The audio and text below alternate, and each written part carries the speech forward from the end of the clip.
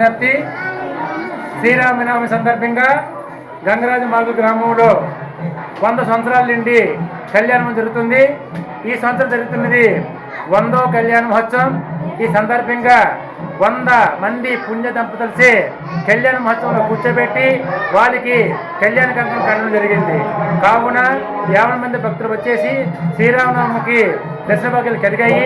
వచ్చినందుకు వారికి శ్రీరామనవమి యొక్క శుభాకాంక్షలు తెలియజేస్తూ వారి యొక్క శ్రీరామ ఆశీస్సు పొందాలని కోరుకుంటున్నాం. జై శ్రీరామ్, జై జై శ్రీరామ్. అలాగే రోజు శ్రీరామ సందర్భంగా కళ్యాణ మహోత్సవం సందర్భంగా శ్రీరాముడికి పాదరక్షకులు ఏర్పాటు చేశారు. ఏర్పాటు చేసిన వారు క్షత్రియ రుద్రనేత్ర సర్రాబ్ భాస్కర్రావు గారు.